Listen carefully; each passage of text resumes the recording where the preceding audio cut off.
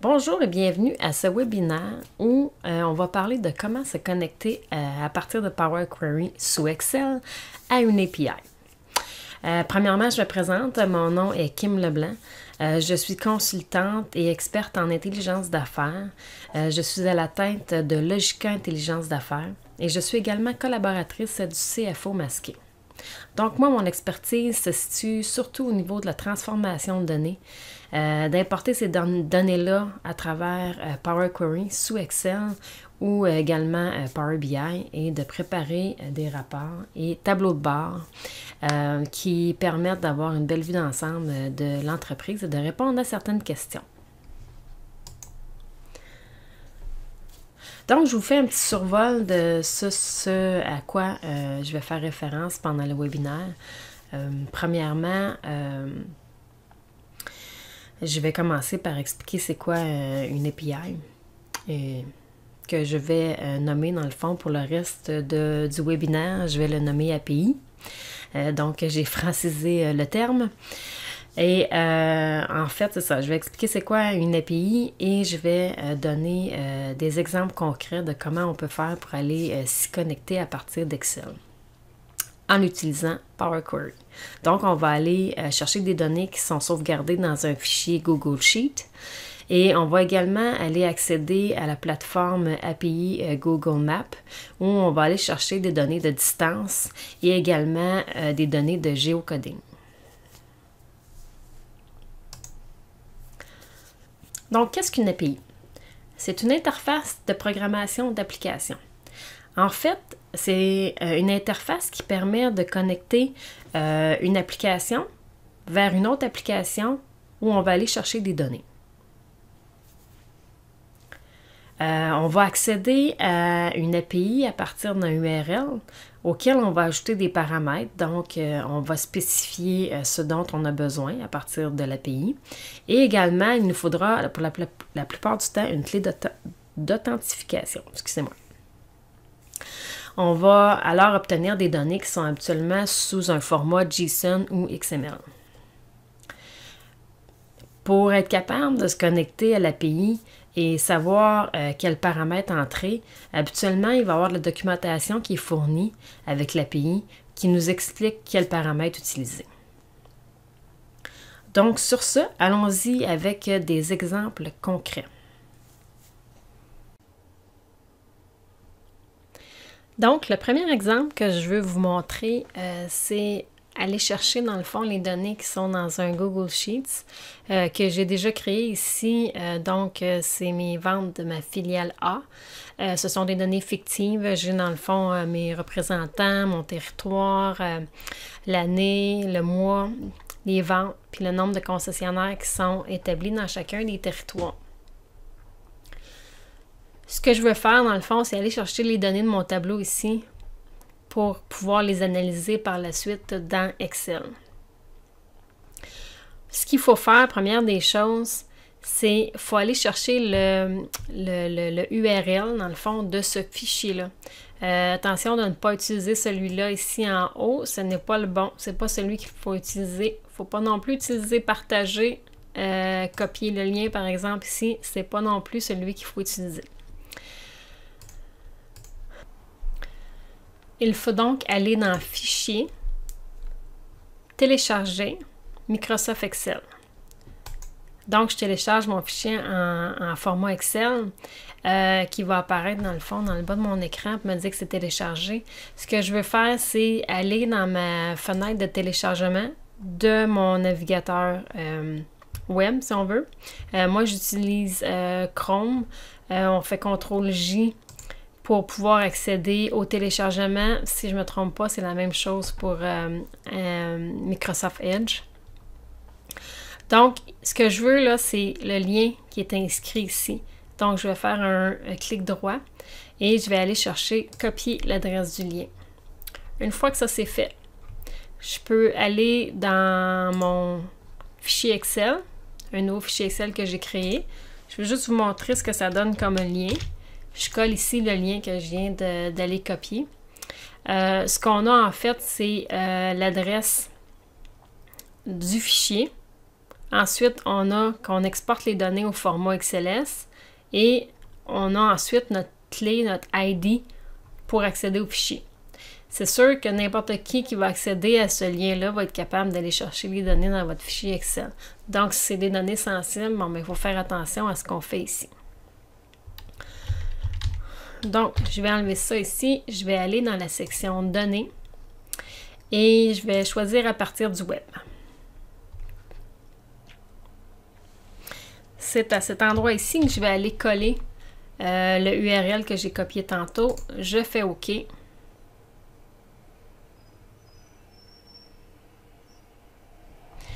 On voit apparaître ici mon onglet Filiale A que je sélectionne. On voit apparaître mes données. Je vais transformer mes données.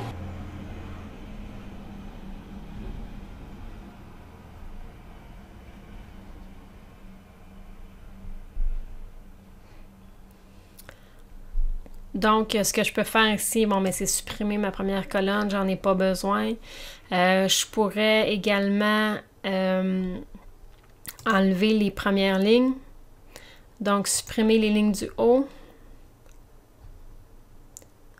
J'en ai 3 que j'ai pas besoin. Je les enlève. Je viens ensuite monter ma première ligne pour l'utiliser comme en-tête. Et voilà, j'ai maintenant mes données dans Excel.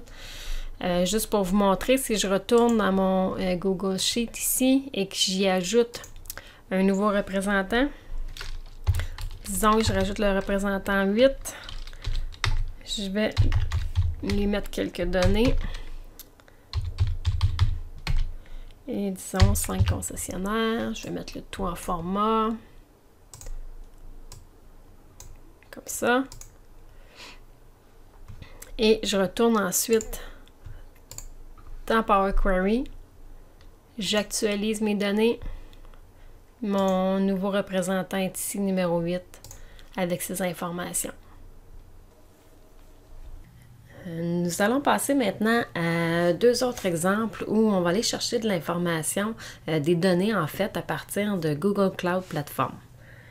Donc, on va utiliser le lien qui est ici pour accéder à la plateforme. Bien évidemment, il faut un compte pour pouvoir accéder aux différentes options du site. Donc, vous allez avoir la possibilité de vous en créer un si ce n'est pas déjà fait. Donc, ce qui est intéressant ici, c'est au niveau de l'onglet Présentation, vous avez un premier pas ici que vous pouvez utiliser qui va vous aider pas à pas à vous créer un projet dans Google Maps Platform et d'y associer une API. Vous avez aussi différentes informations. Entre autres, vous avez les produits accessibles ici via les API. Vous en avez pour une section map, route et place. Moi, celui qu'on va utiliser aujourd'hui, ça va être celui dans route. Et si vous en sélectionnez un, comme route ici, vous allez avoir les différentes informations concernant l'API, ainsi que des exemples qui ont été utilisés. Vous avez également, au niveau de la tarification, les sommes qui peuvent être facturées concernant les différents projets que vous allez créer. Soit dit en passant, vous avez un crédit mensuel ici de 200 $ qui est offert et qui comprend dans le fond plusieurs appels d'API que vous pouvez faire. Entre autres, pour l'API qu'on va utiliser, qui est une API direction, c'est environ 40 000 appels d'API qui sont inclus dans ce 200 $-là. Fait qu'on a quand même une bonne marge de manœuvre avant que ça devienne payant. Vous avez également de la documentation pour vous aider à vous connecter et interagir avec les différentes API. Donc, si on revient à notre aperçu de départ, on va utiliser l'option premier pas ici. On pourrait également utiliser commencer. C'est les mêmes étapes qui vont dérouler par la suite. Donc, si je vais dans le premier pas, ça va me demander de sélectionner un ou plusieurs produits qu'on veut utiliser à partir de la Google Maps Platform. Donc, nous, celui qu'on veut utiliser, il est dans route. Si vous passez par-dessus, vous allez voir c'est quoi les API qui sont incluses dans les différents options ici. Donc, nous, on veut se connecter à API distance. Donc, je vais prendre le deuxième. Route. On fait continuer. Ça nous demande de sélectionner un projet. Mais on peut également aussi en créer un si on n'en a pas déjà un de sélectionné. Moi, j'en ai déjà de créé ici dans mon compte, mais je vais en créer un nouveau pour l'objet d'aujourd'hui. Donc, je vais l'appeler API distance 2. Je fais suivant.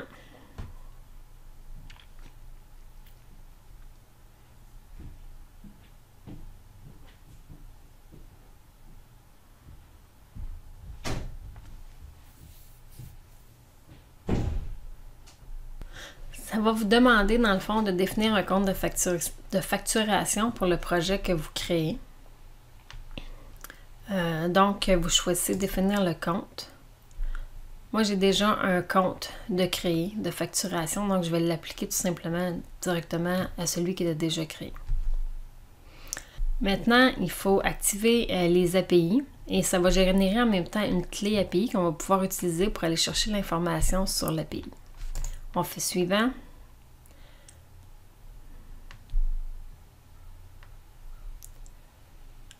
Donc, ça nous dit que tout est prêt, donc on peut commencer à développer. On a également notre API qui va apparaître ici. Et ça nous indique que pour, dans le fond, améliorer la sécurité dans le fond, c'est assurer la sécurité pour qu'il n'y ait pas quelqu'un d'autre qui vole notre clé API puis qui l'utilise dans le fond, puis on va être facturé pour des appels d'API qui vont être faits par quelqu'un d'autre. Donc, on peut ici aller indiquer dans le fond un nombre maximal d'API. On va les restreindre dans le fond à l'usage qui va être fait par cette API. Donc ici, on peut cliquer sur Done, c'est fait.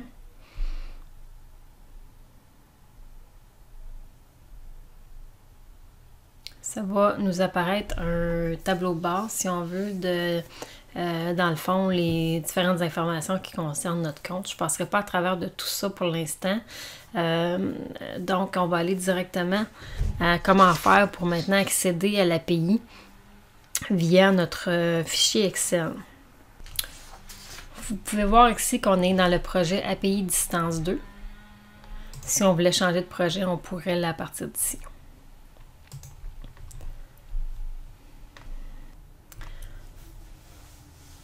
Donc maintenant, on va aller chercher de l'information concernant l'API à laquelle on veut se connecter. On va venir ici dans le menu de navigation et on va aller choisir Marketplace. Dans celle-ci, on va aller chercher distance.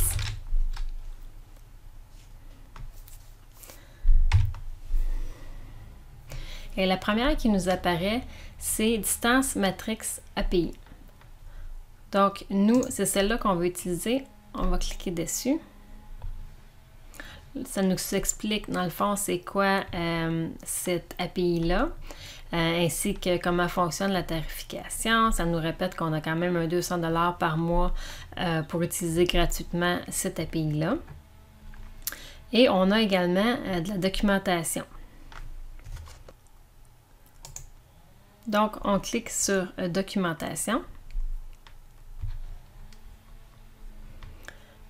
Maintenant, on a un peu plus d'informations sur l'API. Et ce qui est intéressant, c'est que ça nous donne aussi un exemple qu'on peut utiliser. Copier le URL qu'il nous donne ici. On le copie et on vient le coller dans notre navigateur. Il faut inclure à la fin la clé qu'on vient de créer dans notre projet. Donc, si je reviens à mon API, on peut aller chercher la clé dans Identifiant qui va être dans API et services Identifiant. Donc, on a ici notre identifiant. On peut venir copier et on vient le coller à la suite de notre URL qu'on a copié tantôt. Donc, on peut voir ici la structure, dans le fond, de l'API auquel on va se connecter. On peut voir qu'on a une destination, donc une adresse. On a l'endroit d'origine. C'est une adresse également. Mais on peut voir que ce n'est pas nécessairement une adresse qui est très spécifique. Ici, on veut partir de Washington, aller à New York. On n'a pas une adresse précise.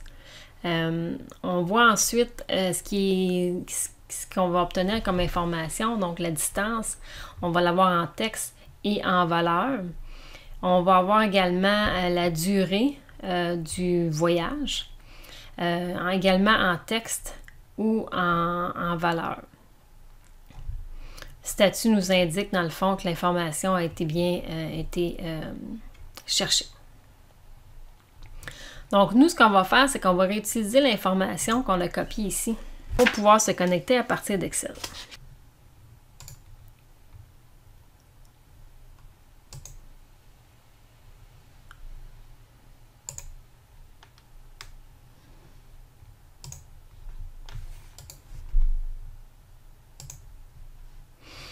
Donc, ici, j'ai collé l'URL utilisé dans le fond dans notre navigateur il y a quelques secondes.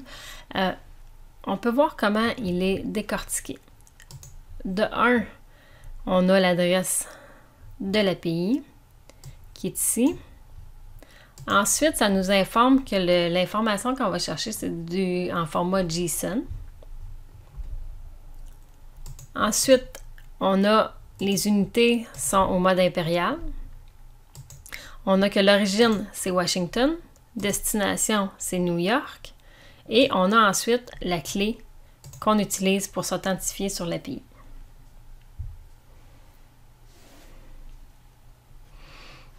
On va donc utiliser cette même URL-là pour se connecter à partir du web. On vient coller notre URL ici, on fait OK.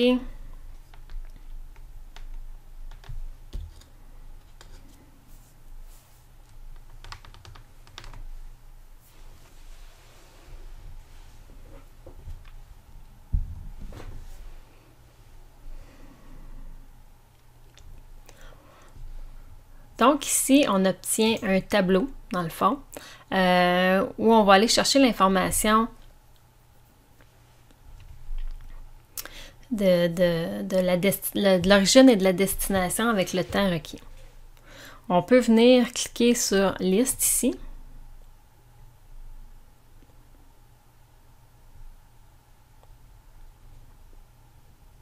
Puis on va choisir ici Convertir dans le menu Transformer. On fait Convertir la table.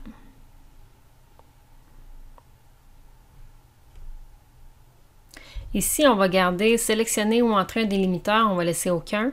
Et Gérer des colonnes supplémentaires, on va afficher comme erreur. On fait OK. On peut venir maintenant utiliser ici le menu d'expansion pour aller chercher les éléments. On décoche Utiliser le nom de la colonne d'origine comme préfixe, on fait OK. On a une liste ici. On va utiliser également le menu d'expansion pour aller chercher Développer sur de nouvelles lignes. Puis on va utiliser le menu d'expansion pour aller chercher nos différentes informations.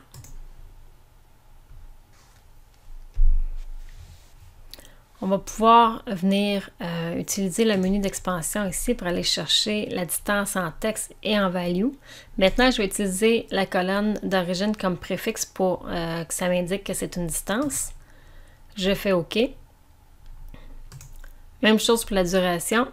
Je vais cliquer sur le menu d'expansion. J'utilise le préfixe. Je fais OK. Donc, j'ai maintenant la distance en 1000, la distance en valeur. Ici, en 1000, en fait, c'est du texte. J'ai en texte combien de temps ça prend. Je l'ai en valeur. Le statut, mais on n'en a pas besoin. On pourrait supprimer cette colonne-là. Mais là, c'est bien intéressant, ça, sauf que là, on a l'information avec ce qui était déjà mis dans notre URL. Donc, on avait l'origine Washington puis la destination New York. Ce qu'on va faire à ce moment-ci, c'est que de un, ce qu'on va faire à ce moment-ci, c'est d'aller, dans le fond, se créer des paramètres pour pouvoir inclure des origines et destinations différentes. Puis on va également aller changer au niveau de nos unités. Si on voudrait l'avoir en kilomètres au lieu d'être en mille, on va aller changer l'information. Si on revient dans notre classeur où j'avais gardé l'URL, donc on peut voir ici sur l'URL qu'on avait, après le JSON avec un point d'interrogation, on a nos paramètres.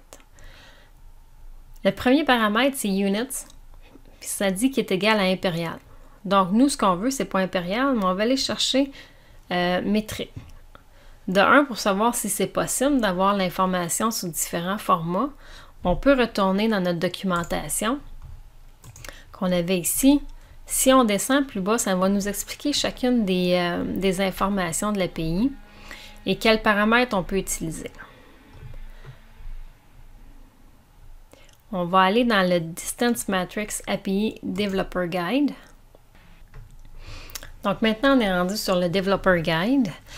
Si on descend plus bas, ça va nous expliquer, qu'on peut avoir l'output, dans le fond, l'information qu'on va chercher, on peut l'avoir en JSON. On peut également l'avoir en XML. Nous, on va utiliser JSON ici. Également, si on va plus bas, ça va nous expliquer, ce que je vais aller voir avec vous, c'est au niveau de l'unité, ici, units. On peut spécifier différentes informations.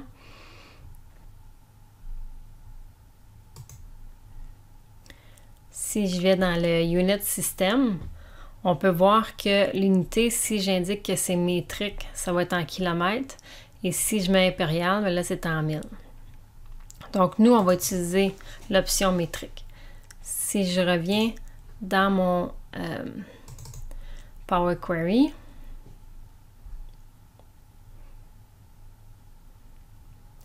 si je reviens à ma source ici, je vais pouvoir indiquer, au lieu de mettre impérial, je vais mettre métrique.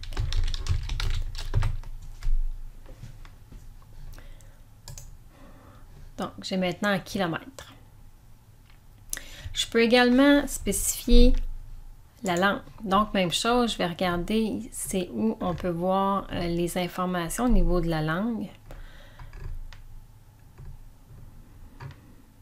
Qui est ici. Donc, langage. Je vais aller voir la liste des langages supportés.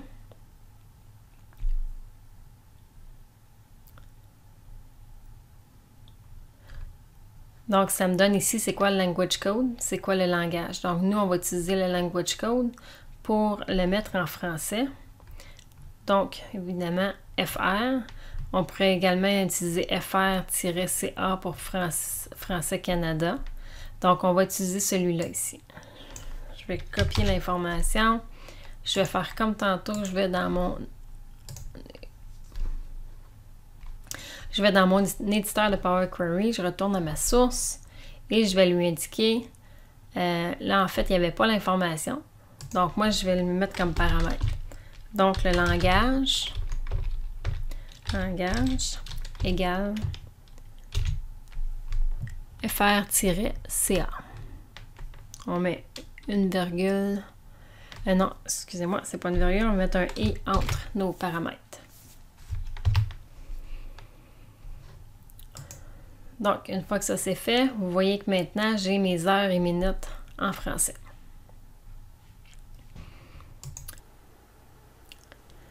Maintenant que c'est fait, on va aller se créer deux paramètres.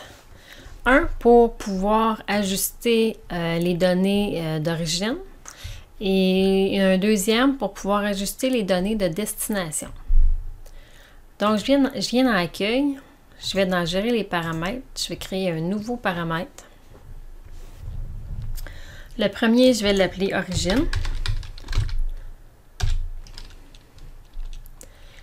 Je vais indiquer que c'est du texte. Et la valeur actuelle, je vais utiliser Washington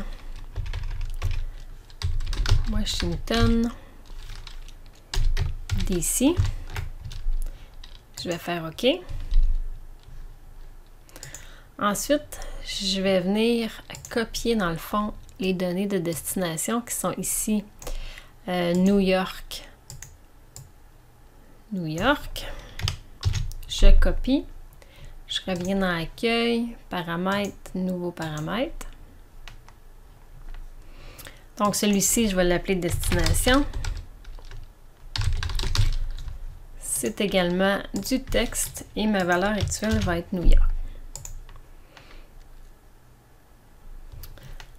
J'ai donc maintenant mes deux paramètres, celui d'origine, destination, que je vais aller imbriquer dans ma source de départ. Donc ici, origine, je vais enlever l'information Washington DC et je vais la remplacer par des guillemets.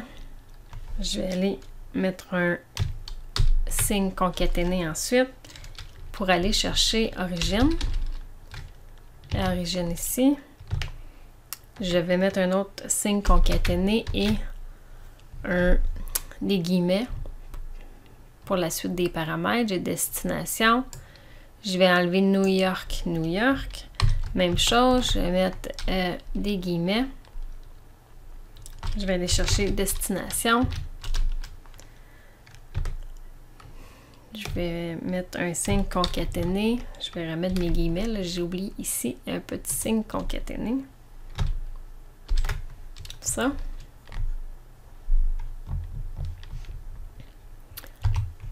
Et c'est tout. Donc, si je viens ici à ma dernière étape appliquée, j'ai toujours la bonne information pour passer de Washington à New York.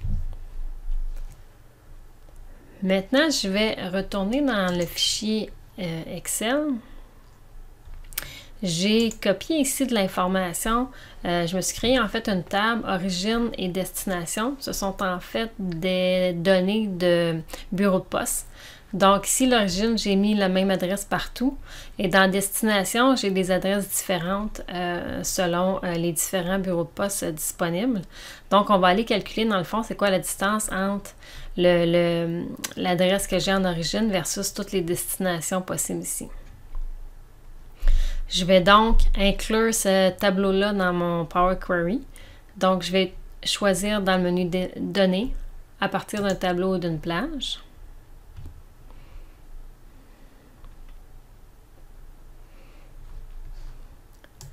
Ici. Je vais ensuite revenir à ma requête de tantôt. Je vais la renommer API Destination. API distance. Excusez, API distance. Comme ça. Au moins que ça va être plus facile à lire ici. Et ce que je vais faire, c'est que cette requête-là, je vais la transformer en fonction. Donc, je vais créer une fonction. Ma fonction, je vais l'appeler fn API distance. Je fais OK. Je reviens ici à mon tableau que je viens de créer avec mes origines destination. Je vais donc aller ici dans Ajouter une colonne et je vais appeler une fonction personnalisée. Je vais aller chercher la fonction API distance. Pour le paramètre origine, je vais aller chercher la colonne origine. Pour le paramètre destination, je vais aller chercher ma colonne destination. Comme ça ici. Je fais OK. Là, ça me dit des informations sur la confidentialité de données sont nécessaires. Je fais donc continuer. Et ça me demande quel type d'autorisation je veux aller chercher. Donc, pour le classeur actif, je vais utiliser public. Donc ici, on peut aller chercher de l'information, mais dans le fond, c'est quoi le niveau de confidentialité qu'on va aller chercher. Donc, vous pourrez, dans le fond, aller chercher l'information nécessaire ici. Donc, vous pouvez voir ici dans les types de paramètres à utiliser.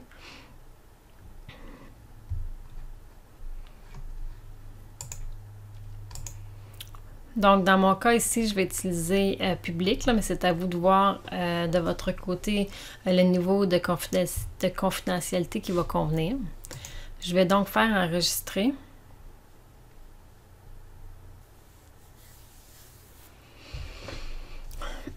J'obtiens ici ma colonne fonction en pays distance. J'utilise le menu ici pour aller chercher les différentes valeurs. En fait, moi, je vais toutes les cocher. Je vais enlever, utiliser le nom de colonne d'origine comme préfixe. Je fais OK. Maintenant, ça me donne pour chacune de mes destinations la distance en texte, la valeur que ça représente, la durée du trajet en texte, ainsi que la durée en valeur. Je vais venir fermer et charger tout ça.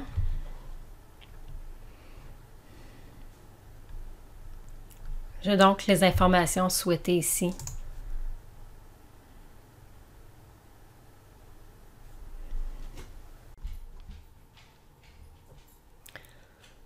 Donc, les API fonctionnent pas mal toutes de la même façon. En fait, une fois qu'on a l'adresse de l'API, il faut y ajouter les différents paramètres.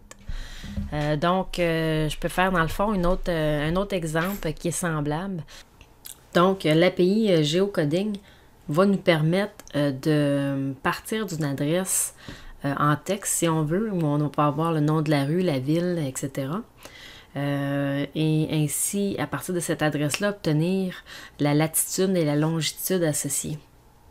Donc, pour ce faire, on est revenu dans le fond à notre tableau de bord de Google Cloud. On a ici dans le haut, en fait, les différents projets qu'on peut créer vont être affichés ici. Donc, on choisit le projet dans lequel on veut inclure la nouvelle API. Je vais garder API distance 2. Et ici, dans la portion API, si je vais dans accéder à l'aperçu des API, on va voir que j'ai différents API ici qui sont inclus dans ce projet-là. L'API dont je parle, le Geocoding API, n'est pas présent, donc il faut l'ajouter. Pour ça, on vient ici dans Activer des API et des services.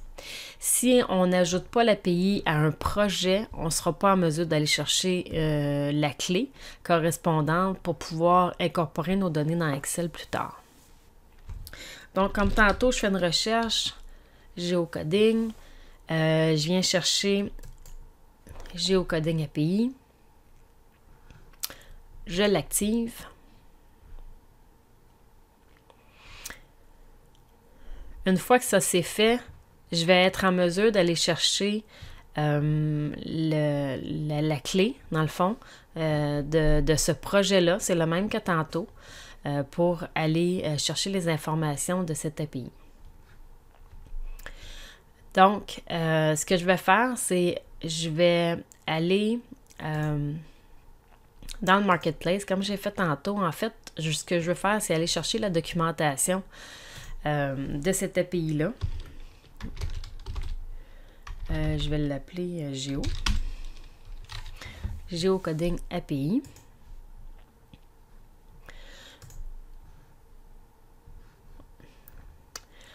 J'ai donc la documentation ici.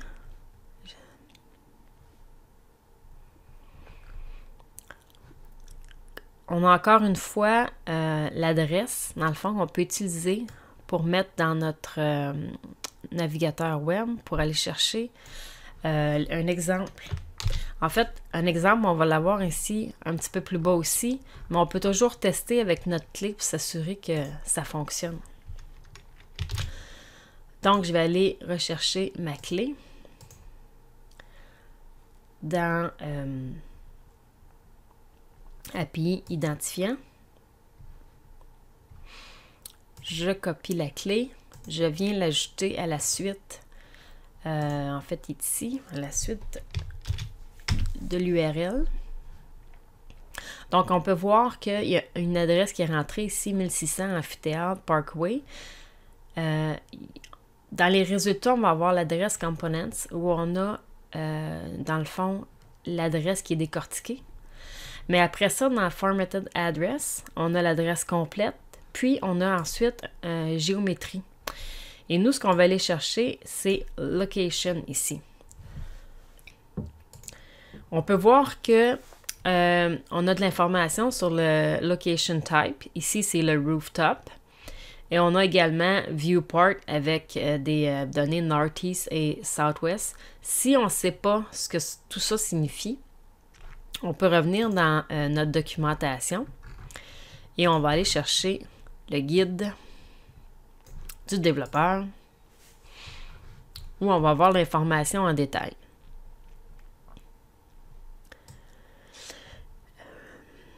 Donc, si je rejoins l'information, attendez un peu.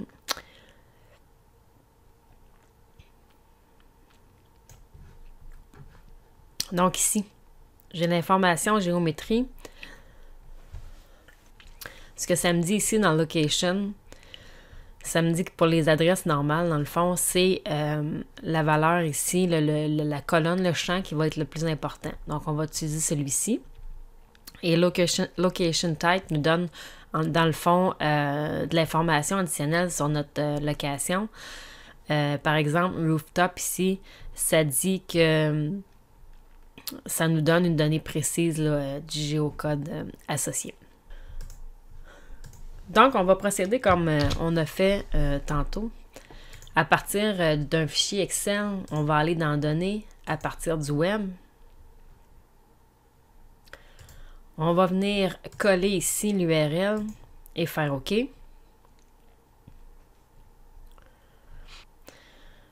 Donc, Power Query va s'ouvrir et comme on a eu précédemment, c'est du JSON qu'on va chercher en fait. Donc, on doit venir ici faire quelques étapes en fait pour aller chercher l'information.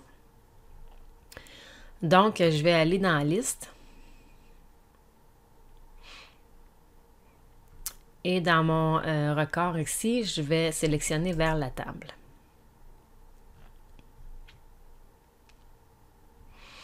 Encore une fois, je laisse par défaut les valeurs qui sont ici et je fais OK. Je vais utiliser le menu d'expansion pour aller chercher les différents items ici. Ensuite, pour savoir, dans le fond, où est l'information dont j'ai besoin, là, on peut retourner dans notre exemple ici. Nous, ce qu'on veut, c'est ce qu'il y a dans la géométrie. On veut Location puis Location Type. Donc, je reviens ici dans Excel et je vais aller développer géométrie. Je fais OK. Donc là, j'ai mon Rooftop, qui est mon Location Type, mais je dois ici utiliser mon menu d'expansion pour aller chercher la latitude et la longitude. Je fais OK. Je pourrais à ce moment-là me débarrasser de mes autres colonnes dont j'ai pas besoin. Disons ceux-là ici. Je pourrais supprimer l'information. À ce moment-là, je pourrais, comme on a fait précédemment, je pourrais utiliser des paramètres dans Power Query pour venir changer ici l'adresse pour obtenir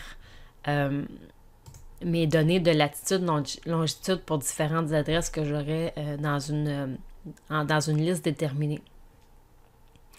Donc, je ne referai pas tout ce processus-là, on l'a déjà expliqué avant, mais c'est juste pour vous montrer dans le fond que c'est le même principe qu'on fait quand on va chercher une API. C'est de voir c'est quoi les paramètres qu'on veut intégrer dans la source. Ici, il n'y en a pas beaucoup. On a laissé ce qu'il y avait par défaut. On peut ensuite, dans le fond, ajuster selon nos besoins.